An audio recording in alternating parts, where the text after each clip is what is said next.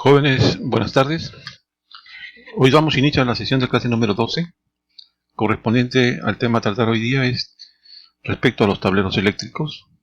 En toda instalación eléctrica, en un taller, lo mismo los tableros eléctricos que se pueden observar en las máquinas eléctricas, ¿no? Que son a veces como sistemas de protección para la cometida de la energía eléctrica para su correcto funcionamiento. ¿Qué es un tablero eléctrico? Podríamos hacer una pequeña definición. El tablero eléctrico es una caja o gabinete que contiene los dispositivos de conexión, de maniobra, de comando, de medición, de protección, de alarmas y señalización, con sus cubiertas y sus soportes correspondientes, para cumplir generalmente una función específica dentro de un sistema eléctrico.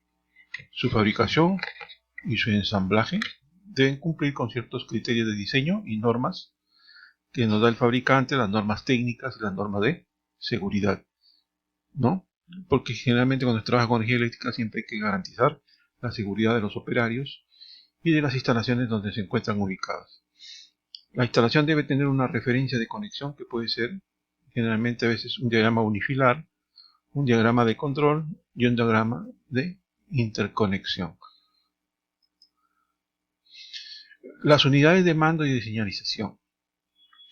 La comunicación, generalmente que es necesaria entre hombre y máquina, agrupa funciones para controlar y vigilar el funcionamiento de un proceso. El operador debe ser capaz de comprender los sucesos eficazmente, pudiendo hacer una lectura o de sonidos que nos van a lanzar ciertos componentes para estar atentos, ¿no? Por ejemplo, tenemos pilotos y pulsadores, que generalmente se usan en mandos de arranque y de parada y en seguridad. Pueden ser metálicos, pueden ser cromados para ambientes intensos y totalmente plastificados para ambientes muy agresivos. Generalmente cuando vemos un tablero vemos diferentes luces piloto de diferentes colores, ¿no? Esto corresponde a cierta nomenclatura, ¿no? Cuando el piloto es rojo, quiere decir que nos está indicando una emergencia para una condición peligrosa y se requiere una acción inmediata. Cuando el piloto es amarillo, la condición anormal que puede llevar a una situación peligrosa. Y cuando el piloto es blanco, quiere decir que hay una condición neutra, que generalmente es para información general, ¿no? Esas son las luces piloto, ¿no? Que nosotros estamos en condiciones a veces de observar, ¿no? Los pulsadores rojos generalmente nos indica una emergencia, una acción en caso de peligro. Cuando el pulsador es amarillo, quiere decir que se está presentando una situación anormal, que es una acción en caso de condiciones anormales y hay que estar en atención, ¿no? Estos nos indican el código de colores de los pulsadores y de los pilotos, ¿no? Que nos sirven para el operario y que se encuentre atento y pueda detectar alguna anomalía en el equipo o en la máquina que está operando. También podemos encontrar balizas o columnas luminosas, que generalmente son como tipo focos, ¿no? Como una sirena, por ejemplo, ¿no? Son elementos de visualización óptica que indican el estado de un proceso. La baliza es un único elemento luminoso y la columna generalmente consta de varios elementos luminosos. Generalmente o algunas veces tienen un avisador acústico, ¿no? El código de color es generalmente rojo para una urgencia o una acción inmediata, amarillo cuando hay una anomalía para un chequeo o una intervención requerida, verde, el funcionamiento es normal, azul, hay una acción obligatoria del operador que es requerida, ¿no? Y blanco es un chequeo opcional, ¿no? Entonces esto es lo que nos indica ese código de colores para cuando hay este tipo de balizas o columnas luminosas. partes y piezas de un tablero eléctrico, ¿no? Generalmente un tablero eléctrico hemos visto que consta de láminas de hierro o acero por donde se hace, ¿no? Generalmente a veces la cometida de la alimentación, ¿no? También podemos observar que tiene un envolvente o caja de control de cubículos, como observamos en el tablero que está a la izquierda, ¿no? Observamos el tablero que está a la izquierda, ¿no? También ahí se puede observar barras de aluminio o de cobre, generalmente es donde se van a insertar algunos componentes, ¿no? Una barra secundaria o de distribución, la barra de neutro y la barra de tierra. Asimismo tenemos un conjunto de tornillería que generalmente sirven para unir chapas exteriores, fijación de barras, fijación de aisladores, fijación de soportes y equipos, ¿no? Generalmente esas son las partes principales de un tablero eléctrico. Generalmente en un tablero eléctrico podemos observar estos componentes principales, ¿no? Este es un tablero principal. Acá observamos un interruptor diferencial, que es un elemento de protección de toda una cometida de energía eléctrica. Asimismo tenemos los interruptores termomagnéticos, que pueden ser, o también pueden ser manuales, con fusibles, ¿no? Generalmente se recurre a cada interruptor termomagnético cuando tenemos, por ejemplo, salida para alumbrado, tenemos una salida para tomacorrientes, ¿no? Y también podemos observar que este tablero debe tener un circuito que va con conexión a tierra, ¿no? Cuya resistencia nos especifica que debe ser menor a 10 ohmios. Este es el grado de electrificación mínimo para dos circuitos, ¿no? Un circuito de alumbrado y un circuito de toma corriente. Acá tenemos otro tablero donde nos indican cada uno, ¿no?, de los componentes. Por ejemplo, acá tenemos una tarjeta de control del tablero, tenemos las borneras de conexión, ¿no? Las borneras de conexión, tenemos el control manual, ¿no? En este caso este tablero es para un ascensor. Tenemos un display que nos indica las fallas de posición, tenemos una protección magnetotérmica, tenemos los relays de control, ¿no? Tenemos los contactores de control de puertas, ¿no? Generalmente cuando en un tablero la puerta está abierta, ¿no? Al toque sí nos hace la indicación respectiva, ¿no? Y el operador del equipo o de la instalación eléctrica debe estar atento, ¿no?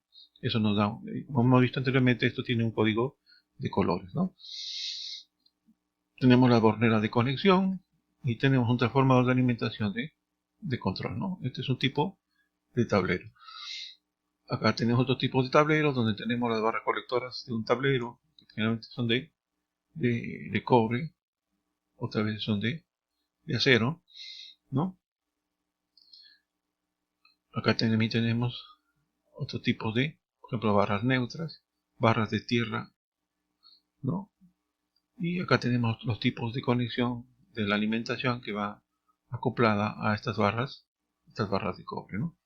Entonces acá tenemos una barra de puesta a tierra, donde podemos usar un interruptor electromagnético, los interruptores diferenciales y los interruptores termomagnéticos, ¿no?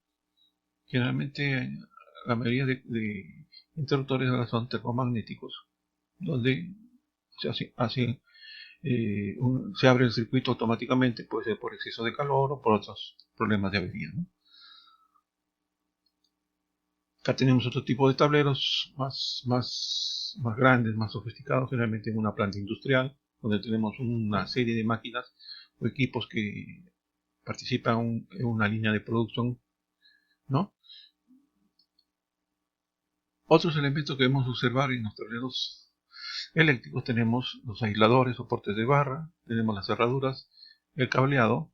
Para un tablero de baja potencia tenemos interruptores miniaturas, tenemos interruptores de caja moldeada, contactos y relés de sobrecarga, tenemos las luces pilotos y los equipos de medición, ¿no? Para los tableros de media y alta tensión tenemos interruptores de potencia, seccionadores de fuerza, de tierra, arrancadores en media tensión, relés de medición y relés de protección, ¿no? Los tableros deben estar debidamente rotulados por el fabricante con el nombre del fabricante, la tensión nominal, ¿no?, la corriente nominal y el número de fases, ¿no? de esa corriente nominal. Asimismo tenemos tenemos ciertas indicaciones para la ubicación de los tableros eléctricos, ¿no? En lugares secos, de ambiente normal, fácil acceso, alejados al agua, al gas. Si se deben colocar en lugares húmedos, mojados o polvorientos, deben tener un grado de protección, ¿no? Delante del tablero, un espacio libre no menor de 1 metro, en la especificación. En la parte trasera, si es necesario, no menor de 70 centímetros, ¿no? La iluminación artificial adecuada para operar los dispositivos y poder leer los instrumentos en forma segura. O sea que estos tableros deben estar iluminados cuando está en lugares un poco oscuros. Tipo de tableros eléctricos. De acuerdo con la ubicación en la instalación, los tableros reciben las designaciones correspondientes. Por ejemplo, un tablero de caja o gabinete individual del medidor es aquel que acomete el circuito de alimentación y contiene el medidor de energía, desde donde parte el circuito principal de alimentación de energía eléctrica, ¿no? Esta caja o gabinete puede contener además medios de maniobra, protección y control pertenecientes al circuito de alimentación, ¿no? Asimismo, también podemos tener un tablero principal de distribución, un tablero de gabinete o colectivo de medidores, ¿no? Los diseños finalmente de los tableros de media tensión deben tener las siguientes consideraciones y normas para garantizar una continuidad y una protección del tablero, así como de los operarios o los operadores de los equipos o máquinas, ¿no? Debemos tener en cuenta también el costo de la inversión que hay que implementar, ¿no? Y podemos tener las siguientes observaciones a las condiciones generales, desde potencia, que va a manejar ese tablero, la tensión nominal, que ya lo hemos visto anteriormente, la corriente nominal y la capacidad de cortocircuito. Sistemas de control de aparatos, inversión versus instalación a maniobrarse y a proteger, la política del mantenimiento correctivo y preventivo del tablero, la seguridad de la instalación y de los operarios y la facilidad de expansión, ¿no? Las funciones de los tableros de distribución: disminuir la energía eléctrica a diversos ramales, distribuir la energía eléctrica a los diversos ramales según el deseo del usuario, proteger en forma independiente cada circuito contra las sobrecargas y los cortocircuitos, y asimismo proveer a cada instalación de circuitos independientes para su conexión y desconexión, ¿no? Acá tenemos una selección de tableros generalmente con una nomenclatura o un código que nos dan las normas, ¿no? Por ejemplo, tenemos un tablero TG 60218EE, ¿no? TG, tablero gris. 60 es el interruptor general, generalmente hasta 60 amperios. Sistema, en este caso es de una fase, ¿no? Número de polos, ¿no? Generalmente acá dice de 2 polos, ¿no? Tipo de montaje, puede ser adosado, empotrado en pedestal. Esto nos da unas letras que corresponde a esta nomenclatura, y el tipo de interruptor, que puede ser de engrampe, de atornillable o de riel, ¿no? Que está dado también por una letra según la codificación respectiva. Tableros de baja tensión. Los tableros pueden tener instrumentos de medida, deben ser accesibles, ¿no? Con ciertas medidas que nos da la norma, mínimo 9 milímetros para los tableros y hasta 12 circuitos, y en lámina de acero con un espesor mínimo de 1.2 milímetros para tableros desde 13 hasta 42 circuitos, ¿no? Nos dan también ciertas condiciones de resistencia a los choques mecánicos, ¿no? Estas son ciertas normas técnicas, ¿no? El cablado y el embornamiento, como debe ir generalmente, ¿no? Los tipos de calibre de alambre que va a ir conectado cada uno de estos componentes, ¿no? Como son los diferenciales, como son los interruptores, ¿no? Van interconectados por cables y hay ciertas especificaciones para hacer la selección correcta del diámetro del alambre, ¿no? Ahí tenemos los gráficos, ¿no? De cómo se hacen los empalmes para unir estos interruptores, ¿no? Las normas para agrupar los conductores, y generalmente hemos hecho una información rápida de lo que es el tablero, ¿no? Más que todo a nosotros como mecánicos nos interesa, ¿no? Cómo opera un tablero, para qué sirve y y cuáles tipos de tableros que se utilizan correctamente en una máquina, herramientas